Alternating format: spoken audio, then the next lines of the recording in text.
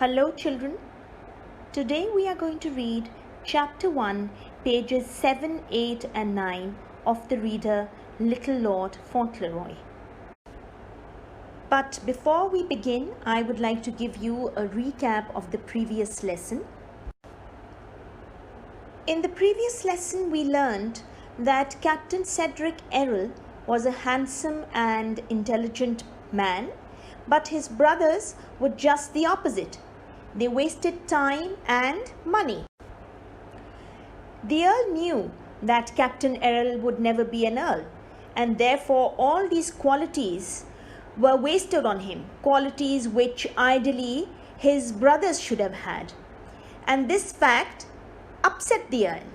So he sent Captain Errol to America.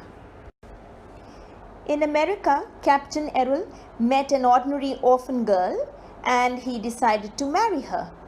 He wrote a letter to his father to inform him about his marriage, and this made the Earl very angry since he hated Americans.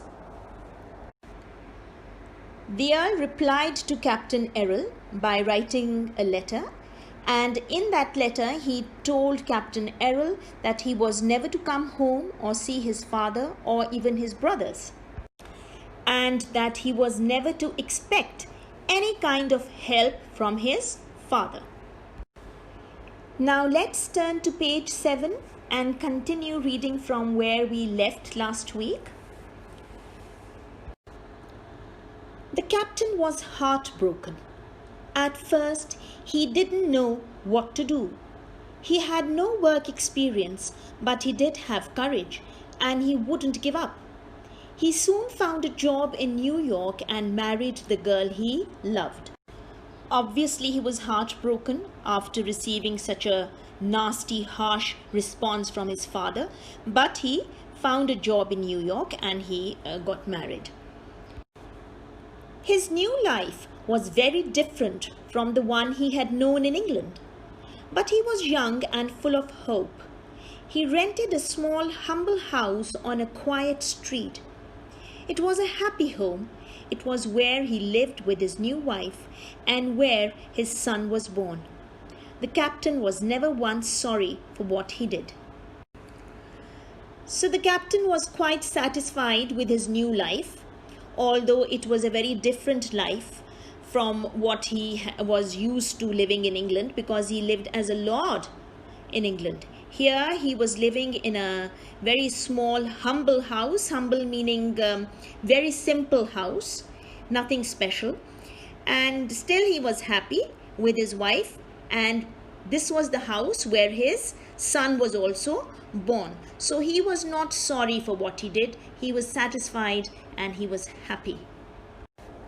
His little boy, Cedric, was sweet and charming. He had curly golden hair and big brown eyes with impossibly long eyelashes. He was very handsome. Impossibly long eyelashes meaning very, very long eyelashes. The boy was also friendly and well-mannered.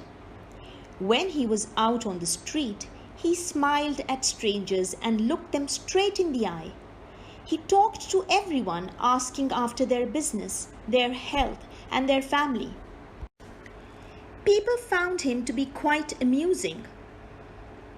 Amusing means something which makes you laugh, He was amusing. He made people laugh because he was such a little boy and he used to talk and behave like a grown-up.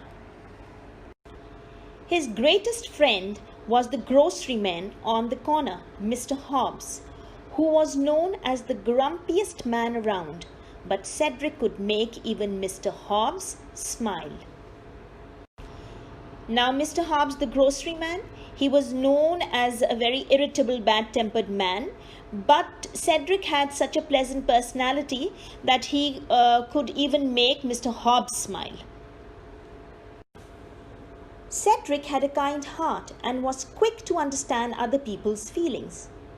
This may have been because he had never heard a mean word at home. He had always been loved and treated tenderly. He had always heard his mamma called by pretty loving names, and so he used them himself when he spoke to her. And he had always seen his papa watch over his mama, so he made sure to take good care of her too.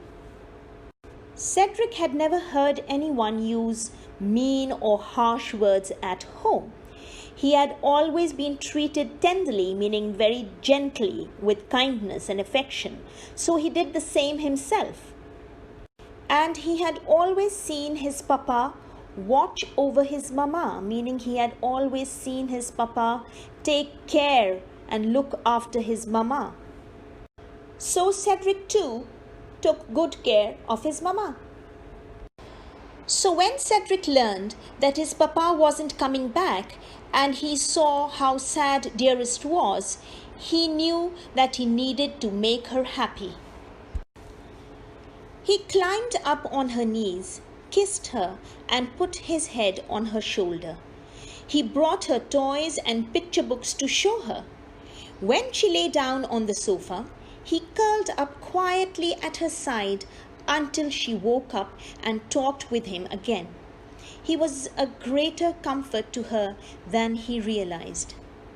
So Cedric tried to look after his mother in his childish way by showing her picture books and his toys.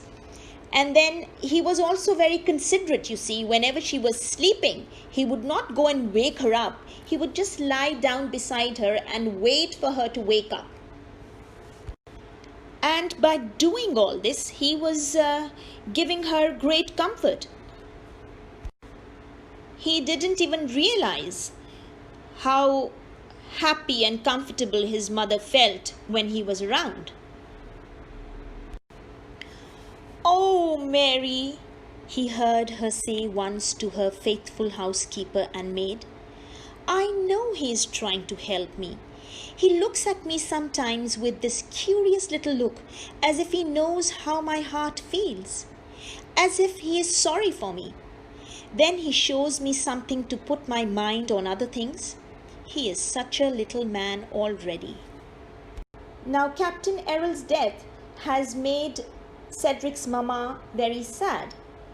And Cedric, being a sensitive child, felt that he could feel his mother's sadness. And once he also heard his mother speak to their faithful, loyal housekeeper and maid, and his mother said to her that she knew that he was trying to make her feel better. She felt that he was trying to divert her attention by talking to her about other things so that she would not think of Captain Errol. And she said that he is already a little man. He's already behaving like a grown-up. Alright, so we'll stop here and we will continue reading from here next week. But before we end the lesson, I have a few questions for you.